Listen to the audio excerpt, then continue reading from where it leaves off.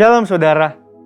Salah satu arti dari Pentakosta ketiga adalah kebangkitan generasi Yeremia, yaitu anak-anak muda yang dipenuhi Roh Kudus, cinta mati-matian kepada Tuhan Yesus, tidak kompromi terhadap dosa, dan akan bergerak untuk memenangkan jiwa. Nah saudara, kebangkitan generasi Yeremia tidak hanya ditunggu secara pasif, tetapi harus dikerjakan secara aktif di komunitas lokal kita masing-masing. Ketimbang menunggu untuk sebuah ledakan besar, cara kerja kerajaan Allah itu dimulai dari benih yang kecil dan pelan-pelan akan bertumbuh. Tuhan Yesus memberikan kita sebuah perumpamaan dalam Matius 13 ayat 24-25 yang berkata, "Hal kerajaan sorga itu seumpama orang yang menaburkan benih yang baik di ladangnya. Tetapi pada waktu semua orang tidur, datanglah musuhnya menaburkan benih lalang di antara gandum itu, lalu pergi." Dari ayat ini, kita melihat cara kerja kerajaan Allah dan cara kerja iblis. Tuhan menabur benih yang baik dan itu akan bertumbuh. Tetapi iblis juga tidak tinggal diam. Iblis bekerja dengan menaburkan benih yang jahat yang diilustrasikan oleh lalang sebagai kontra dari benih yang baik yang diilustrasikan oleh gandum.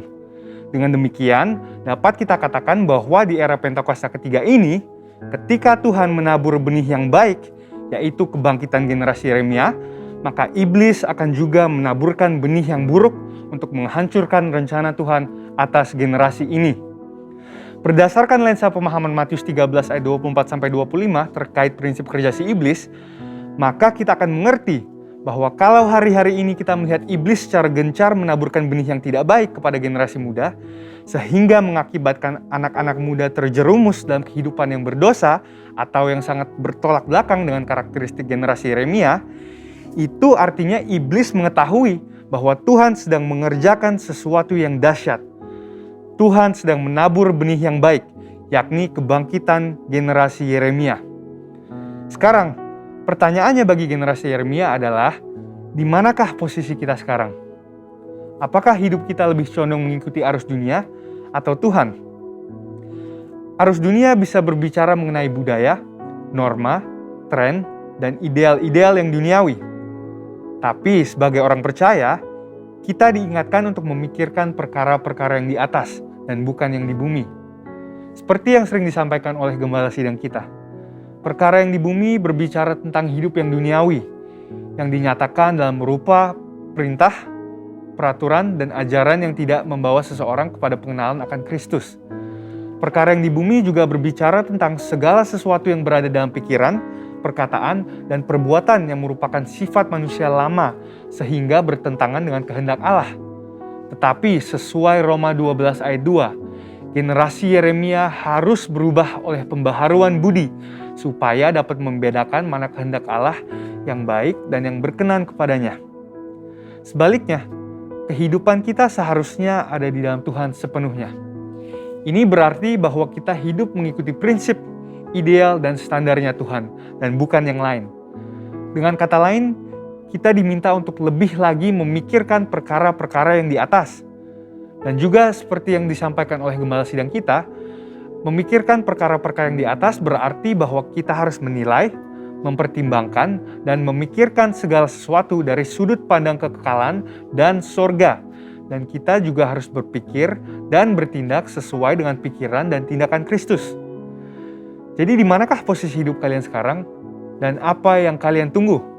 Untuk itu ada dua langkah utama yang harus diambil oleh generasi Yeremia. Dan yang pertama adalah mengambil komitmen pribadi. Bangunlah kedalaman rohani. Gunakanlah waktu di masa muda kalian untuk membentuk spiritualitas, mentalitas, karakter, serta pengetahuan dan keahlian. Dan prosesnya memang tidak mudah, namun bukanlah hal yang mustahil. Mintalah pertolongan Roh Kudus dan beri dirimu untuk dimuridkan, dimentoring oleh kakak-kakak rohani, dan bergabunglah dalam komunitas rohani yang sehat. Yang kedua adalah menjangkau keluar, yaitu bergerak untuk memenangkan jiwa-jiwa sebagaimana diperintahkan kepada kita oleh Tuhan melalui amanat agung dalam Matius 28 ayat 19-20. Jadi apalagi yang ditunggu? Jangan sampai yang ditunggu adalah kesiapan diri kita, sementara diri kita tidak melakukan apa-apa, tidak memiliki kerinduan untuk dipenuhi dengan Roh Kudus, tidak ada gairah untuk cinta mati-matian kepada Tuhan Yesus, dan belum rela untuk melepaskan kompromi dengan dosa yang tentunya menghasilkan kenikmatan bagi kedagingan. Hal ini dapat diumpamakan seperti kita berada di dalam mobil dan mengharapkan untuk tiba di tempat tujuan, tetapi tidak menghidupkan atau menjalankan mobil tersebut. Nubuatan telah disampaikan. Janji Tuhan tentang kebangkitan generasi Yeremia telah dinyatakan. Tetapi kitalah yang harus mengambil keputusan untuk bangkit dan untuk bergerak. Untuk itu, ini adalah saatnya untuk meresponi panggilan Tuhan dan untuk menggenapi rencananya atas generasi Yeremia dan atas umatnya. Saudara, untuk penjelasan lebih lengkapnya dari tim teologi kami, silahkan buka link yang ada di atas atau scan QR Code yang tersedia. Salam integritas dan Tuhan Yesus memberkati.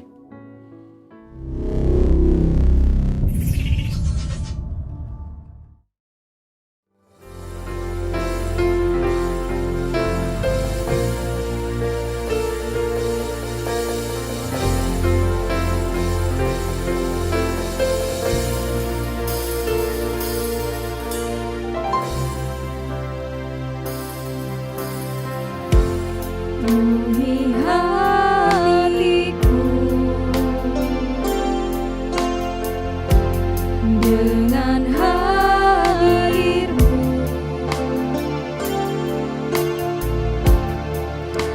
ku rindu memandang wajah-Mu, oh Tuhan, di dalam kekudusan-Mu.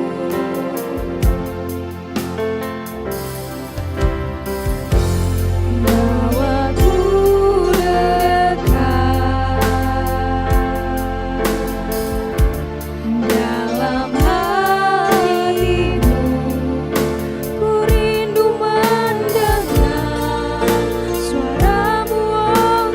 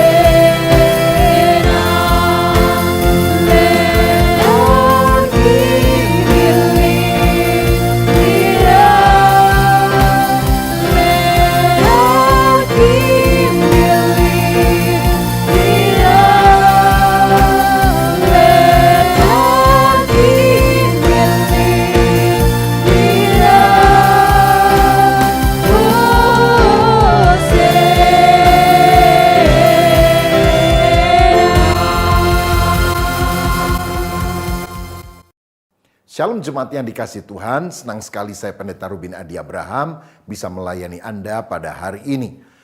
Pada hari ini saya akan menyampaikan firman dengan judul Roh Kudus dan Amanat Agung. Mari kita akan baca Matius 28 ayat 16 sampai 20 yang berbunyi demikian. Dan ke-11 murid itu berangkat ke Galilea, ke bukit yang telah ditunjukkan Yesus kepada mereka. Ketika melihat Dia, mereka menyembahnya. Tetapi beberapa orang ragu-ragu. Yesus mendekati mereka dan berkata, "Kepadaku telah diberikan segala kuasa di sorga dan di bumi. Karena itu pergilah, jadikanlah semua bangsa muridku, dan baptislah mereka dalam nama Bapa dan Anak dan Roh Kudus. Dan ajarlah mereka melakukan segala sesuatu yang telah kuperintahkan kepadamu. Dan ketahuilah, aku menyertai kamu senantiasa sampai kepada akhir zaman." Saudara sekalian, Rick Warren adalah seorang hamba Tuhan di Amerika Serikat yang mengembalakan sebuah gereja besar yang masuk di dalam kategori 10 gereja yang terbesar di Amerika Serikat. Dia juga penulis dari buku yang sangat ternama, The Purpose Driven Life. Nah, dia pernah menceritakan pengalamannya ketika ayahnya juga seorang pendeta hampir meninggal dunia di ranjang pembaringannya. Rick memegang tangan ayahnya ini, dan ayahnya dalam keadaan antara sadar dan tidak sadar dengan lirih mengucapkan satu kalimat terakhir, "Save one more soul for Jesus. Save one more soul for Jesus. Save one more soul for Jesus." Selamatkan satu jiwa lagi untuk Yesus. Entah berapa kali ayahnya mengucapkan kalimat itu, dan setelah itu dia menghembuskan nafas terakhir. Dan Rick Warren berkata, "Sejak itu tujuan saya hanya satu, menyelamatkan satu jiwa lagi bagi Yesus. Karena itulah pesan terakhir dari ayah yang sangat dikasihinya." Saya percaya bahwa pesan terakhir merupakan amanat yang sangat penting yang harus kita perhatikan dalam kehidupan. Dan sejalan dengan apa yang diucapkan oleh ayah Rick Warren, sebetulnya Yesus Kristus 2000 tahun yang lampau, sebelum dia naik ke sorga, dia pernah memberikan pesan kepada murid-muridnya. "Pergilah, jadikanlah semua bangsa muridku, baptislah mereka dan ajarlah mereka melakukan segala yang telah kuperintahkan kepadamu." Inilah pesan terakhir dari Tuhan Yesus. Dan ini merupakan the Great Commission, amanat agung yang kita sebagai orang percaya gerejanya harus lakukan. Nah, dari pembacaan ayat firman tadi, saya ingin membagikan 3 hal untuk saudara. Yang pertama, kita melihat di sini adanya perintah Tuhan. "Pergilah, jadikan semua bangsa muridku." Tahukah saudara bahwa kekristenan ditandai dengan 2 kata yang sangat penting. Come and go. Marilah dan pergilah. Pertama, kita diundang oleh Tuhan untuk datang menikmati pengampunan dosa, persekutuan dengan Dia. "Marilah kepadaku, kamu sekalian yang letih, lesu, dan berbeban berat. Aku akan memberikan kelegaan kepadamu." Matius 11 ayat 28. Tetapi kemudian Tuhan memberikan perintah amanat agung dalam Matius 28 ayat 19 dan 20. "Pergilah, jadikan semua bangsa muridku." Saudara, amanat agung merupakan tugas utama yang harus dikerjakan oleh gereja di atas muka bumi ini. Gereja terbentuk pada hari Pentakosta ketika Roh Kudus dicurahkan. Dan kemudian Petrus menyampaikan kabar keselamatan sehingga 3.000 penduduk Yerusalem dan sekitarnya bertobat dan dibaptis. Bila amanat agung yang Yesus katakan, "Pergi, jadikan semua bangsa muridku," tidak dilakukan, gereja tidak terbentuk. Berarti gereja lahir karena ketaatan akan amanat agung ini dalam pelaksanaannya. Nah, dari ayat yang telah kita baca tadi, sebetulnya ada 4 kata kerja di ayat 19 dan 20. Dan hanya ada 1 kata perintah imperatif atau kata kerja induk. Dan itu adalah jadikanlah murid. Matheteusate dalam bahasa Yunaninya. Intinya Amanat agung adalah supaya kita memuridkan semua bangsa sebagai murid Kristus. Kata murid di dalam perjanjian baru ditulis 269 kali. Padahal kata Kristen hanya dicatat 3 kali. Dan kata orang percaya hanya ditulis 2 kali. Berarti penting sekali untuk menjadikan semua orang yang percaya kepada Yesus benar-benar menjadi murid yang sejati. Bukan hanya menjadi orang banyak yang berbondong-bondong, berduyun-duyun. Waktu lihat mujizat misalnya 5 roti dan 2 ikan. Tapi kemudian meninggalkan dia ketika masalah terjadi. Tapi benar-benar menjadi murid yang militan. Saudara, dan dari 4 kata kerja itu, kata kerja utamanya yang merupakan bentuk perintah atau imperatif adalah jadikan murid. Sedangkan 3 kata kerja lain merupakan kata kerja bantu atau participle. Yang pertama adalah pergilah, poriutentes. Yang kedua baptislah, baptizontes. Dan yang ketiga ajarlah, didaskontes dalam bahasa Yunaninya. Berarti perintah amanat agung itu hanya satu, pemuridan. Tetapi untuk mewujudkannya ada 3 hal yang kita harus kerjakan. Yang pertama pergilah, yang kedua baptislah, dan yang ketiga adalah ajarlah. Nah saudara sekalian, sekarang kita akan melihat bagaimana kita bisa menjadikan orang sebagai murid Kristus. Karena gereja yang tidak mentaati amanat agung sebetulnya bukan gereja yang sejati. Yang pertama, pergilah. Ini berarti kita harus memberitakan Injil atau bersaksi. Bersaksi bahwa Yesus yang adalah Allah yang menjadi manusia telah rela memikul segala dosa kita dengan mati di salib. Tetapi dia bangkit pada hari yang ketiga. Dan setiap orang yang percaya kepada dia akan diselamatkan. Hidupnya akan diubahkan. Saudara, itu sebabnya penting sekali untuk kita bisa memenangkan jiwa. Nah, kata pergilah yang berasal dari kata poriutentes. Ini sebetulnya merupakan kata kerja deponen atau pasif. Yang kalau diterjemahkan bisa berarti demikian. Sementara kamu pergi atau sambil kamu pergi, ini menunjukkan bahwa untuk memberitakan Injil, saudara tidak harus pergi dulu dari lingkungan di mana saudara berasal. Misalnya, saudara yang tinggal di Jakarta misalnya atau di Bandung tidak perlu pergi dulu ke Papua atau tidak perlu pergi dulu ke Afrika untuk menjadi murid Kristus. Dimanapun kita berada, sambil kita ada di dalam lingkungan itu, beritakan Injil. Nah, kita lihat prinsip ini dilakukan oleh gereja yang mula-mula. Dalam Kisah Rasul 8 ayat 1b dan 4 dikatakan demikian. Pada waktu itu mulailah penganiayaan yang hebat terhadap jemaat di Yerusalem. Mereka semua kecuali rasul-rasul tersebar ke seluruh daerah Yudea dan Samaria. Dan ayat 4, mereka yang tersebar itu menjelajah seluruh negeri itu sambil memberitakan Injil. Nah berarti ketika ada penganiayaan kepada jemaat di Yerusalem, mereka mengalami diaspora, tersebar kemana-mana. Siapa yang tersebar? Jemaat. Karena para rasul dikatakan pada waktu itu masih ada di Yerusalem.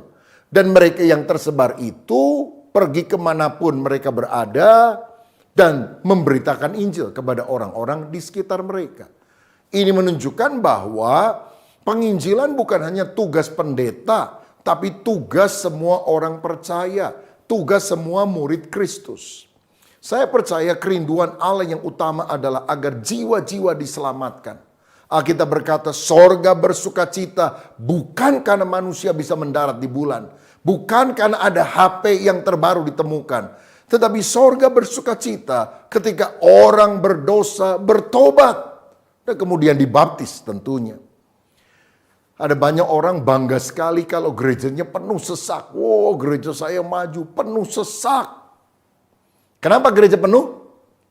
Ada yang bilang, oh karena pelayan Tuhan di gereja kami militan semua. Ada yang bilang, oh karena pujian penyembahan di tempat kami. Wow itu dahsyat, hadirat Allah turun. Jadi banyak orang datang ke gereja kami penuh sesak. Tetapi saudara tahu kenapa sebetulnya gereja penuh sesak? Karena gereja dibatasi oleh 4 tembok. Coba jebol semua temboknya. Sesak atau enggak? Apalagi kalau kebaktian di tanah lapang yang gede banget. Nggak akan sesak, saudara sekalian. Jadi kalau saudara mau bilang, wow gereja saya penuh sesak, bikin aja gereja yang ukurannya kecil sekali. Cepat sekali akan penuh sesak. Maksud saya apa? Kita tidak boleh membanggakan diri kalau tempat ibadah kita dihadiri oleh banyak orang. Karena ladang misi itu bukan cuma 4 tembok gereja yang membatasi kita. Dunia adalah ladang misi. Pergilah, jadikan semua bangsa muridku sampai ke ujung bumi. Itu yang diperintahkan oleh Tuhan kepada kita. Saudara, Alkitab berkata bahwa Yesus adalah gembala yang baik. Dan gembala yang baik itu meninggalkan 99 domba di dalam kandang dan mencari satu domba yang tersesat di luar. Dan masalahnya sekarang, yang di dalam kandang itu bukan 99 domba. Masa sekarang yang di dalam kandang cuma 1 domba. Yang 99 itu masih ada di luar. Sehingga penginjilan supaya orang mendengar kabar baik, kabar keselamatan tentang Yesus. Dan kemudian membawa mereka menjadi anggota keluarga Allah. Sebagai tubuh Kristus, sebagai orang percaya. Sangat penting untuk dilakukan. Sayang sekali ada banyak gereja pada masa kini sangat sibuk dengan kegiatan internal. Sehingga akhirnya banyak yayasan penginjilan, para church itu bermunculan. Kenapa? Karena gereja lalai untuk melakukan apa yang diperintahkan dalam firman Tuhan. Ada banyak gereja hanya memikirkan diri sendiri. Dari kita, bagi kita, untuk kita, demi kita. Dan menurut saya itu bukan gereja, itu komplotan, saudara. Walaupun mungkin kita pikir komplotan suci, tapi tetap komplotan. Saudara sekalian, saya pernah membaca sebuah survei. Pertanyaannya sama tetapi yang menjawab berbeda, pendeta dan jemaat. Pertanyaannya adalah ini. Apa tugas gereja yang paling utama? 90% para pendeta mengatakan melakukan perintah Tuhan. Dan yang utamanya adalah memberitakan Injil. Tapi apa jawaban jemaat? 90% jemaat berkata tugas utama gereja adalah memenuhi kebutuhan jemaat. Bayangkan saudara sekalian, kalau pendeta berpikir gereja harus ditujukan keberadaannya untuk melakukan perintah Tuhan, mentaati amanat agung, sedangkan jemaat berkata, nggak bisa dong, gereja harus memenuhi kebutuhan saya. Bagaimana gereja bisa efektif sebagai pemenang jiwa? Dan data menunjukkan kurang dari 10% orang-orang Kristen yang memberitakan Injil kepada orang yang tidak percaya. Apalagi mengajar mereka supaya mereka menjadi dewasa seperti Kristus. Makin kurang lagi. Ini terjadi karena ada banyak anggota gereja hanya mau haknya, tapi tidak mau kewajiban yang harus diemban. Kita hanya mau Tuhan Yesus jadi juru selamat yang memberkati saya, menyembuhkan saya, membuat saya menjadi kaya raya. Tetapi kita tidak mau taat kepada ketuhanan Kristus ketika dia berkata, pergilah jadikan semua bangsa muridku. Ini waktunya kita bertobat dari segala roh egosentris dan melakukan perintah Tuhan secara kristosentris. Taati perintah amanat agung Yesus. Karena ketika kita melakukan dengan segenap hati, Injil itu sangat berdampak. Bukannya bisa mengubah pribadi, tapi mengubah sebuah bangsa. Saudara sekalian, saya ingin membacakan sebuah data yang menarik untuk saudara ketahui. Ada sebuah pulau yang disebut Hispaniola dengan 2 negara yang ada di pulau itu. Yang sebelah barat adalah negara Haiti dan sebelah timur adalah negara Dominika. Apa bedanya? Orang-orang di Haiti berbahasa Prancis, penduduknya sekitar 9 juta, tapi 80% percaya kepada voodoo, penyembahan berhala. Ini merupakan negara termiskin di barat. Pada tahun 2010 terjadi gempa bumi dan 300.000 orang meninggal dunia. 1,5 juta orang kehilangan tempat tinggal karena peristiwa tersebut. Tetapi negara tetangganya di pulau yang sama, yaitu Dominika, berbahasa Spanyol, penduduknya 10 juta, tidak terlalu jauh daripada Haiti. Tetapi 95% itu adalah orang-orang Kristen. Mereka hidup makmur, pendapatan per kapita mereka 10 kali lebih besar daripada penduduk Haiti. Dan ketika terjadi gempa bumi tahun 2010 itu tidak ada yang meninggal di Dominika dan tidak ada kerusakan di tengah masyarakat. Apa yang menjadi pembeda? Saudara, orang di Haiti percaya kepada voodoo, penyembahan berhala. Mereka melakukan ritual telanjang, mengorbankan anak kepada kuasa kegelapan, sering melakukan tarian sampai mereka kesurupan dengan kuasa roh jahat, kemasukan arwah. Mereka percaya kepada zombie, roh teritorial, melakukan biseksual, dan ada perayaan homoseksualitas. Sedangkan orang-orang Dominika, mayoritas Kristen, mereka sangat menjaga martabat dan kesopanan. Mereka sangat yakin bahwa anak-anak adalah anugerah daripada Tuhan. Mereka hanya menyembah Tuhan Sang Pencipta. Mereka sangat yakin kuasa iblis ada di bawah kaki Yesus dan tidak mau menyembah kuasa gelap. Semua penyembahan berhala mereka anggap mitos dan mereka melakukan normal gender di dalam pernikahan, bukan pernikahan antar sesama jenis. Nah, saya ingin berikan sebuah contoh lain perbedaan antara Korea Utara dan Korea Selatan. Saudara, kedua negara ini berada di semenanjung Korea, sama secara geografis. Tetapi karena konflik maka tahun 1945 secara artificial ditarik garis pemisah di 38 lintang utara. Nah, ternyata penduduk Korea Utara banyak yang miskin, banyak yang kena penyakit TBC, malaria, hepatitis. Pada tahun 1994 sampai 1998 terjadi kelaparan di Korea Utara dan sekitar 3 juta orang meninggal di sana. Sedangkan di Korea Selatan tidak ada orang meninggal karena kelaparan pada waktu itu. Dan sejak tahun 1950 sebagian besar terlindung dari bencana alam. Bahkan kini Korea Selatan menjadi negara dengan ekonomi terkuat ke-11 di dunia. Nah, apa yang menjadi faktor pembeda utama? Korea Utara mayoritas ateis, komunis, 65% sekuler, 16% percaya perdukunan, 5% Buddhis, 1% kurang itu Kristen dan juga dianiaya, Alkitab dilarang. Sedangkan di Korea Selatan sejak tahun 1950-an kebaktian doa dilakukan di berbagai gereja. Tahun 1958 Pastor Choi Yong-gi menanam Yoido Full Gospel Church yang merupakan gereja terbesar di dunia yang pernah mencapai jumlah 800.000 orang. Pada tahun 1990, 5 gereja terbesar di dunia itu semuanya ada di Korea Selatan. Dan hari-hari ini sekitar 30% penduduk Korea Selatan adalah Kristen. Dari dua objek ini kita melihat bukti bahwa penjelasan yang terbaik mengapa ada perbedaan yang sangat kontras antara Haiti dan Dominika, Korea Utara dan Korea Selatan adalah penjelasan yang alkitabiah. Banyak orang yang tidak percaya di Korea Utara dan Haiti, sedangkan banyak orang yang percaya di Korea Selatan dan Dominika. Sehingga ada ambang batas untuk intervensi ilahi dan ada titik kritis untuk penghakiman ilahi.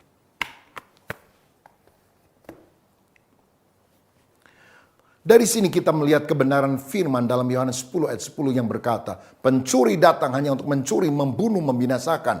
Tetapi Yesus datang supaya kita hidup di dalam kelimpahan.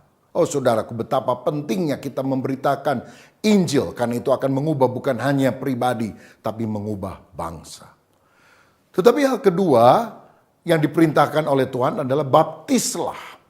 Ini menunjukkan orang yang percaya kepada Yesus harus segera dibaptis. Karena baptisan merupakan kesaksian awal yang dapat dilihat orang bahwa kita ini sungguh-sungguh percaya kepada Kristus.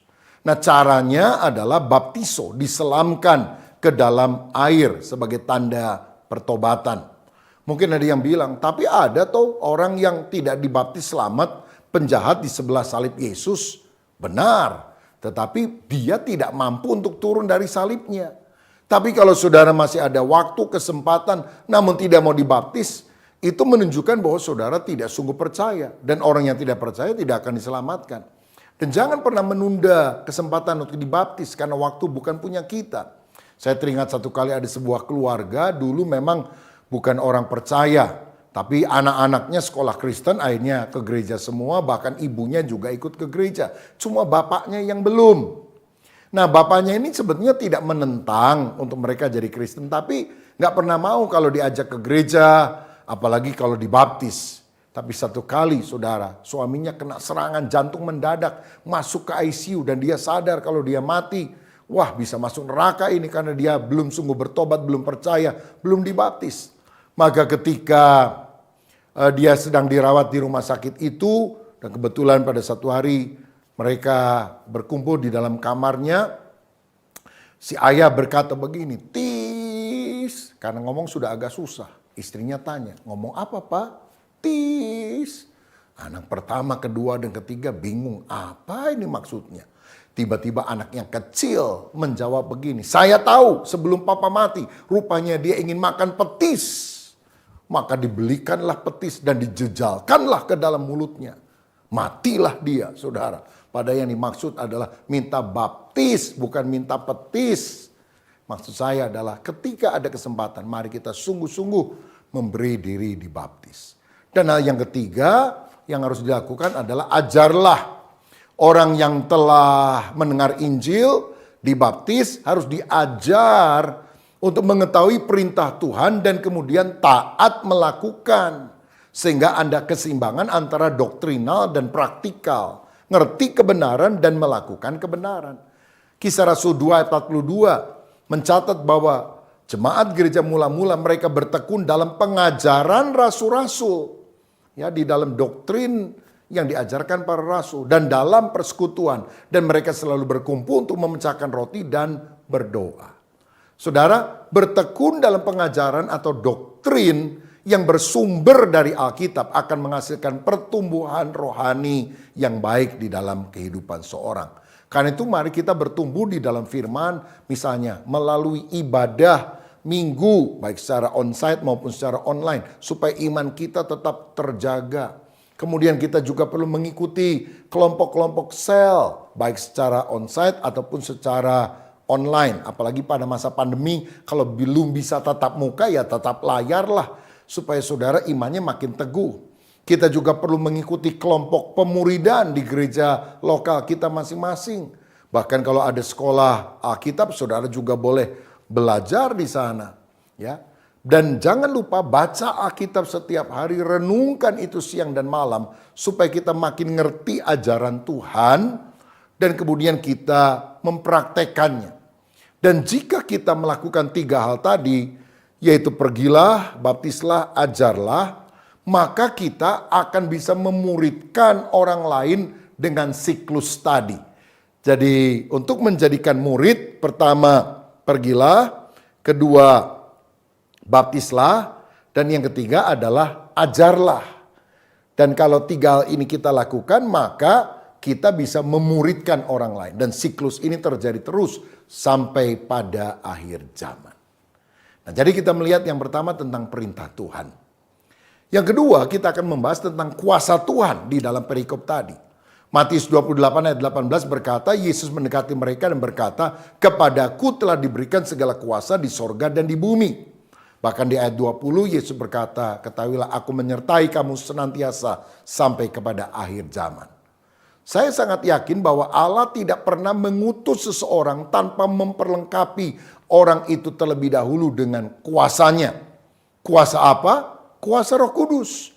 Karenanya Yesus naik ke sorga dan kemudian dia mengutus Roh Kudus supaya menyertai kita, murid-muridnya. Dan Alkitab berkata, roh yang ada di dalam kita itu lebih besar dari segala roh yang ada di dalam dunia.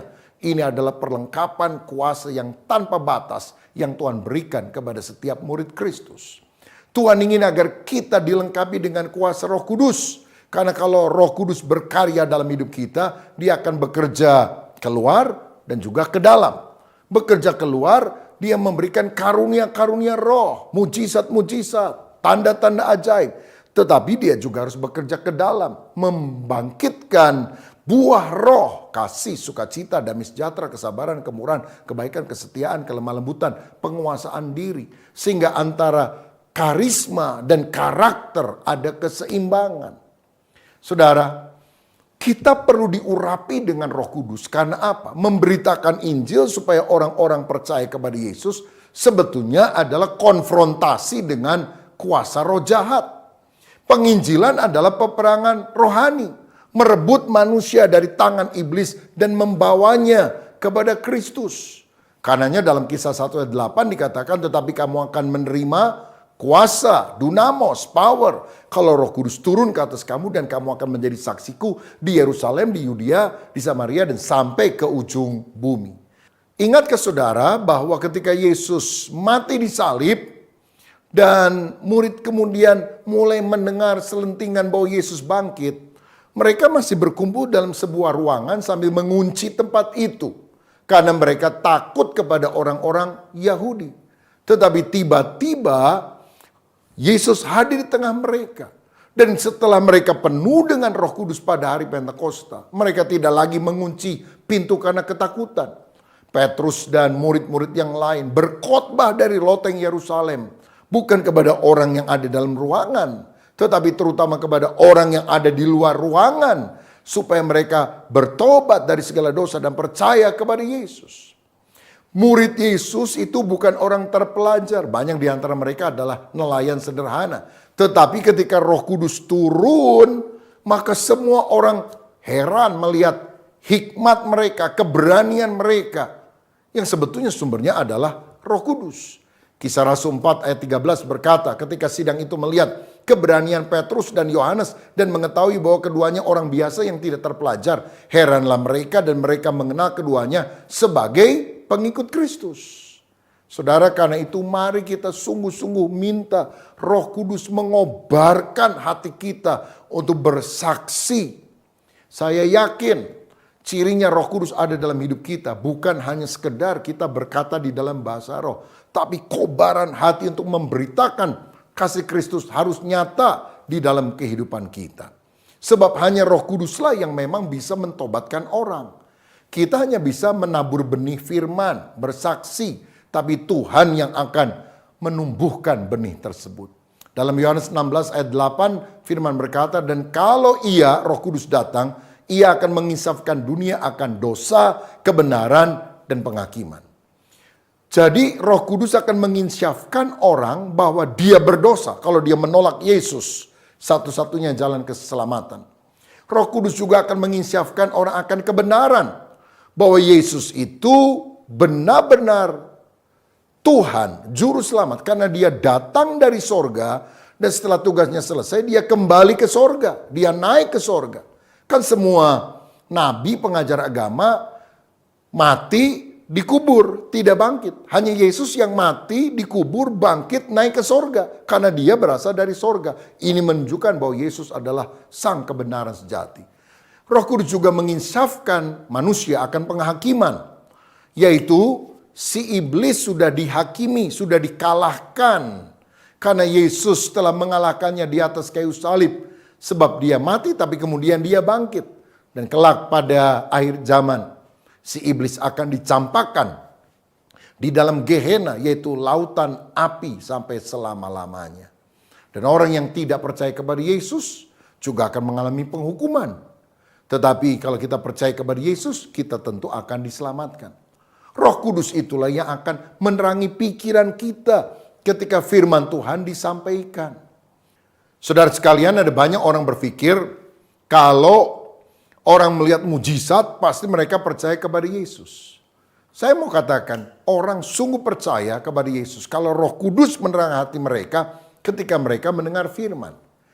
Saudara tahu di dalam Lukas pasal 16 ayat 30-31, di dalam kisah Lazarus dan orang kaya yang kemudian keduanya mati.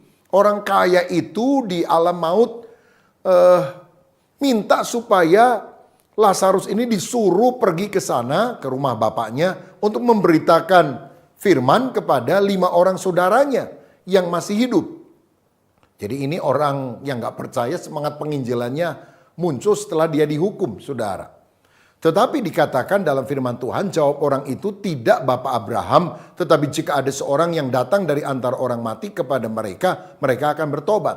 Kata Abraham kepadanya, jika mereka tidak mendengarkan kesaksian Musa dan para nabi, mereka tidak juga akan mau diyakinkan sekalipun oleh seorang yang bangkit dari antara orang mati. Jadi kalau ada orang mati bangkit lalu memberitakan Injil, ini kan mujizat besar. Pasti orang-orang bertobat. Tapi Abraham berkata, tidak bisa. Mereka harus percaya kepada firman. Sebab sudah ada orang yang bangkit dari antara orang mati, memberitakan kebenaran, tapi orang juga nggak percaya. Siapa yang bangkit dari antara orang mati? Yesus. Bukankah semua orang mendengar bahwa Yesus bangkit pada hari Paskah? Tapi sampai hari ini banyak orang berkata, oh enggak, Yesus enggak bangkit. Ya orangnya tetap mati, hanya ajarannya yang bangkit. Ada yang bilang, oh Yesus enggak bangkit karena sebetulnya bukan dia yang mati, itu digantikan oleh yang lain. Saudara, banyak orang yang masih berkeras dan menutup hatinya bagi Yesus. Karena itu, mari kita percaya kepada firman. Mari kita minta dipenuhkan dengan Roh Kudus. Karena kalau Roh Kudus turun, maka kita sungguh-sungguh akan dilengkapi dengan kuasa Allah. Dan yang terakhir, yang ketiga dari perikop ini saya melihat penyembahan kepada Tuhan. Jadi pertama perintah Tuhan, yang kedua kuasa Tuhan, yang ketiga penyembahan kepada Tuhan. Matius 28 ayat 17. Ketika melihat dia, mereka menyembahnya, tetapi beberapa orang ragu-ragu. Alkitab menunjukkan bahwa amanat agung lahir dalam suasana penyembahan, worship. Suasana kecintaan kepada Tuhan, di mana mereka memuliakan Tuhan sebagai raja di atas segala raja. Dan bukankah ini penyembahan yang akan kita lakukan di dalam kekekalan kelak? Karena nanti kalau sudah di sorga tidak ada penginjilan lagi. Kan semua orang sudah percaya. Sehingga apa yang kita lakukan adalah menyembah Tuhan atau memuliakan Tuhan dengan segala yang kita kerjakan. Dan kini pun kita harus hidup di dalam penyembahan. Karena dalam Kolose 1 ayat 16 dikatakan demikian. Karena di dalam dialah telah diciptakan segala sesuatu yang ada di sorga dan yang ada di bumi, dan yang kelihatan dan yang tidak kelihatan, baik singgasana maupun kerajaan, baik pemerintah maupun penguasa, segala sesuatu diciptakan oleh Dia dan untuk Dia. Jadi kita diciptakan untuk memuliakan Tuhan. Nah di dalam Wahyu 7 ayat 9 sampai 10 juga, Yohanes pernah melihat kemuliaan sorga, dikatakan, kemudian daripada itu aku melihat sesungguhnya suatu kumpulan besar orang banyak yang tidak dapat terhitung banyaknya dari segala bangsa dan suku dan kaum dan bahasa, berdiri di hadapan tahta dan di hadapan anak domba, memakai jubah putih dan memegang daun-daun palem di tangan mereka, dan dengan suara nyaring mereka berseru, keselamatan bagi Allah kami yang duduk di atas tahta dan bagi anak domba. Saudara, nanti di sorga kita akan memuliakan Tuhan, menyembah Tuhan. Itu sebabnya mulai dari bumi penyembahan itu harus dilakukan. Tapi ingat, penyembahan bukan hanya sekedar nyanyi-nyanyi saja. Tetapi ketaatan akan perintah Tuhan merupakan penyembahan. Hidup memuliakan Allah. Dan salah satu bentuk yang jelas dari ketaatan adalah melakukan amanat agung agar banyak orang yang percaya kepada Yesus. Sehingga mereka akhirnya bisa bersama dengan kita memuji menyembah Dia di sekeliling tahtanya. Adakah di antara saudara yang hari ini rindu sungguh-sungguh dipenuhkan dengan Roh Kudus supaya saudara bukan menjadi sakti tapi menjadi saksi, menjadi pembawa kabar baik tentang Yesus Kristus? Kalau ada anggota keluargamu yang belum percaya, teman dekatmu yang belum percaya, saudara jangan diam, bersaksi tentang Yesus kepada mereka. Ceritakan apa yang Tuhan telah kerjakan dalam hidup kita, before and after. Bagaimana dulu hidup kita sebelum percaya? Bagaimana ceritanya pada waktu kita percaya? Dan sekarang setelah kita percaya kepada Yesus, apa dampak perubahannya? Ini doa saya, supaya Roh Kudus sungguh-sungguh memakai hidup kita, kesaksian kita tentang Yesus, untuk bisa membawa banyak jiwa kepada pertobatan. Tuhan Yesus memberkati, mari kita berdoa. Bapa Surgawi, terima kasih untuk kebenaran firman-Mu. Jadikan kami orang-orang percaya yang penuh dengan Roh Kudus. Dan bukti bahwa kami penuh dengan Roh Kudus, kami menjadi saksi Kristus, memenangkan banyak jiwa untuk kemuliaan nama-Mu. Mulai hari ini kami ingin punya kerinduan, memenangkan satu jiwa lagi bagi Kristus. Berkat atas kami dalam nama Yesus. Amin. Salam sehati, Tuhan Yesus. Mari kita menutup ibadah kita dengan doa. Ya Tuhan, kami percaya di hari-hari terakhir ini, di mana Tuhan berjanji mencurahkan Roh-Mu sekali lagi ke atas kami semua. Pentakosta baru, Pentakosta ketiga. Kami berdoa ya Tuhan, penuhi kami semua jemaat-Mu dengan Roh-Mu yang kudus. Lindungi kami semua pada hari-hari ini daripada serangan hal-hal yang jahat, serangan hal-hal yang mematikan kami. Biar kasih karunia Tuhan berlimpah-limpah atas kehidupan kami.